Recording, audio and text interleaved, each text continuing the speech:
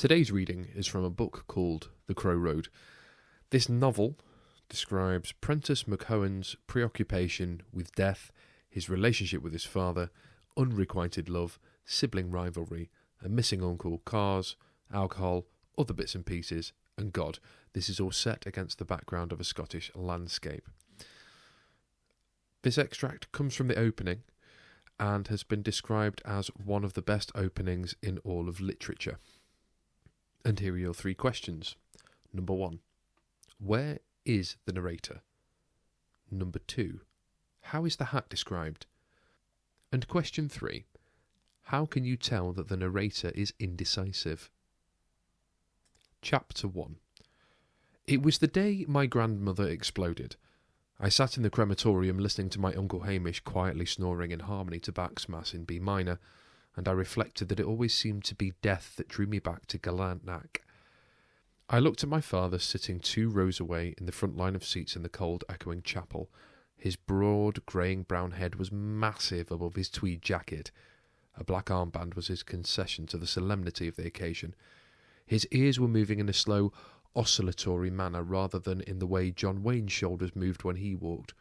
My father was grinding his teeth, probably was annoyed that my grandmother had chosen religious music for her funeral ceremony. I didn't think she had done it to upset him. Doubtless she had simply liked the tune and had not anticipated the effect on its non-secular nature might have had on our eldest son. My younger brother, James, sat to my father's left. It was the first time in years I'd seen him without his Walkman, and he looked distinctly uncomfortable, fiddling with his single earring.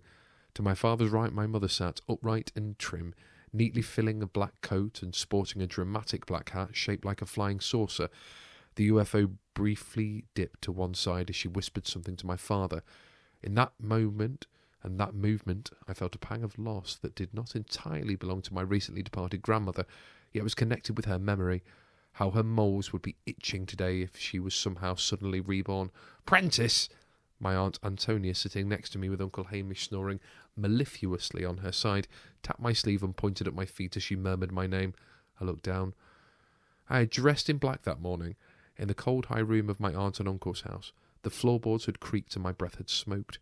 There had been ice inside the small dormer window obscuring the view over Galanack in a crystalline mist. I'd pulled on a pair of black underpants I'd brought especially from Glasgow, a white shirt, fresh from Marks and Spencer's, the back line still ridging the cold crisp cotton, and my black 501s.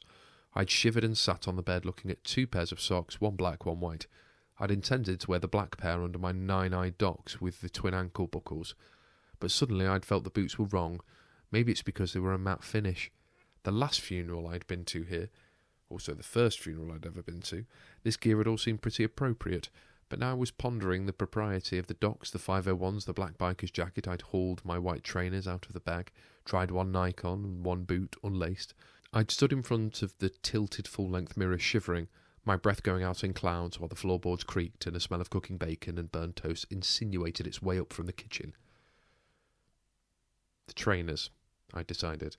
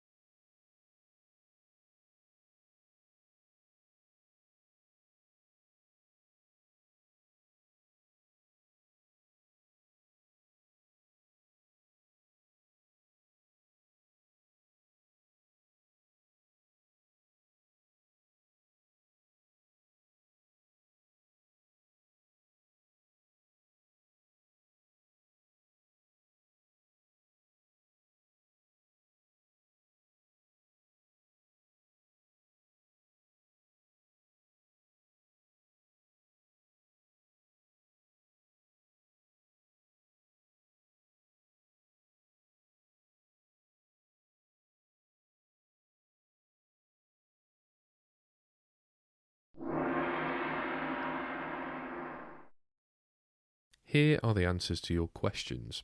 Number 1, the narrator is at a cemetery. Number 2, the hat is described as looking like a UFO that dips forwards and backwards. And number 3, you can tell the narrator is indecisive because they cannot decide what they are going to wear, whether they are going to wear jeans, white or black socks, trainers or Doc Martens. Thank you very much for listening.